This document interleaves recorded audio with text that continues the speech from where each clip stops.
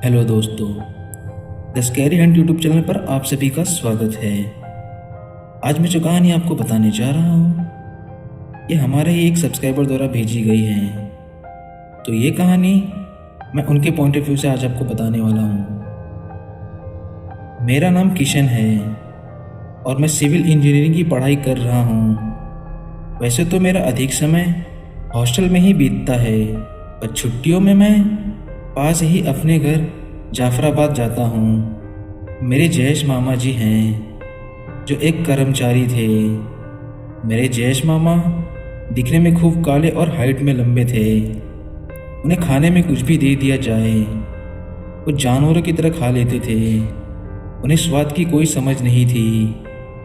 जयेश मामा को शादी का बड़ा चस्का था और खुद चांडाल जैसे दिखते थे, तो उनके सामने कोई भी लड़की नहीं देखती थी।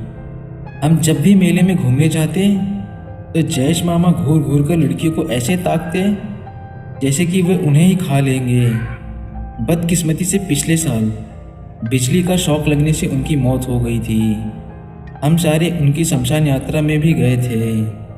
वहीं मुझे एक भयानक अनुभव हुआ था जिसके बारे में मैं सबको बताना चाहता हूँ। उस रात 2 बजे मेरी नींद खुल गई।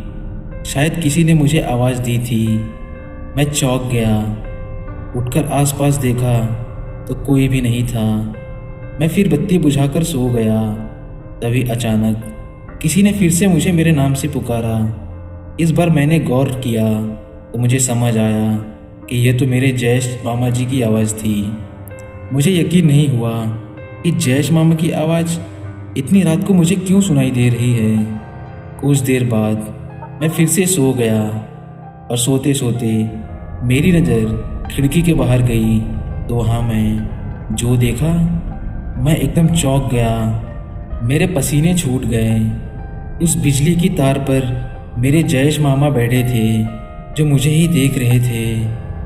उन्हें देख मुझे अपनी आंखों पर यकीन नहीं हो रहा था। तभी अचानक मेरा मोबाइल फ़ोन बज उठा। मैंने पसीना पोंछते हुए फ़ोन उठाया। वह फ़ोन मेरी माँ का था। माँ ने रोते हुए मुझे कहा कि तेरे मामा की शॉक लगने से मौत हो गई है। तू हो सके तो उतना जल्दी हॉस्टल से घर आ जा। मैं फ्रेंड की बाइक लेकर फ़ौरन रात में ही घर पहुँच गया। फिर वहाँ से हम जयेश मामा के घर गए। वहाँ उनकी अधजली लाश देखकर मेरे तो रोंगटे खड़े हो गए। मेरे पापा वहीं थे। मैंने उन्हें पूछा कि ये सब कब हुआ। पापा ने बताया कि करीब 3 घंटे पहले तेरे मामा बिजली के फॉल्ट को ठीक करने खंभे पर चढ़े थे। तभी अचानक से लाइन का करंट शुरू हो गया और ये घटना हो गई। मुझे वहाँ खूब रोना आया, लेकिन मेरे मामा मेरे दोस्त की तरह थे।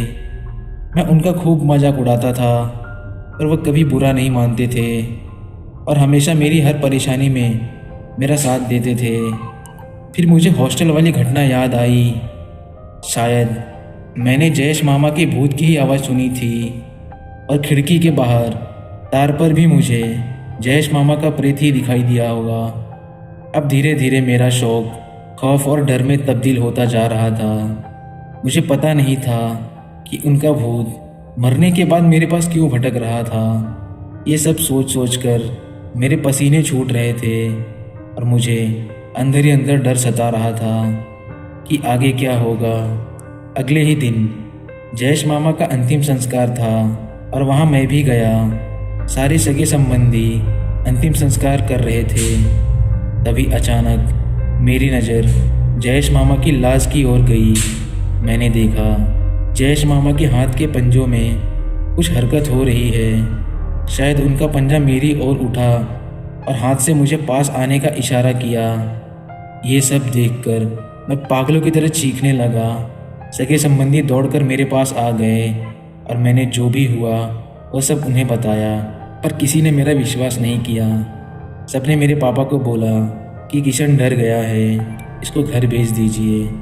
मेरे पापा फ़ौरन उसी वक्त मुझे घर ले आए और वापस शमशान चले गए।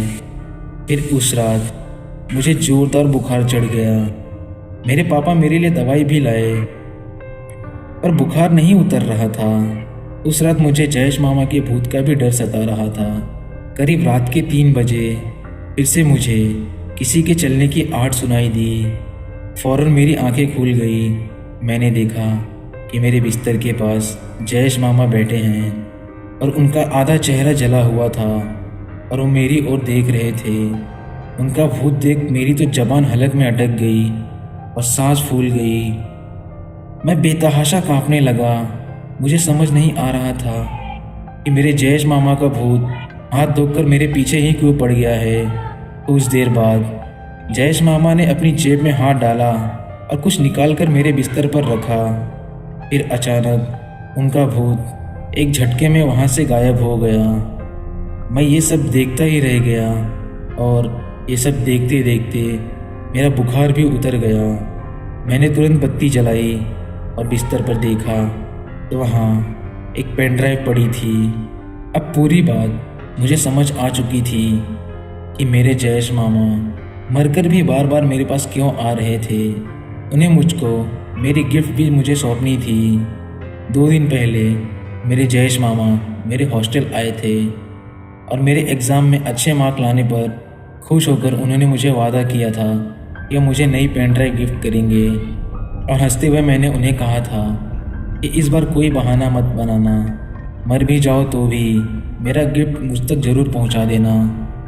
मेरे जयेश मामा ने मरकर भी अपना वादा निभाया। तो दोस्तों, आपको ये कहानी कैसी लगी आप हमें कमेंट करके ज़रूर बताएं। अगर आपको ये वीडियो पसंद आई तो हमारे चैनल को सब्सक्राइब करना ना भूलें।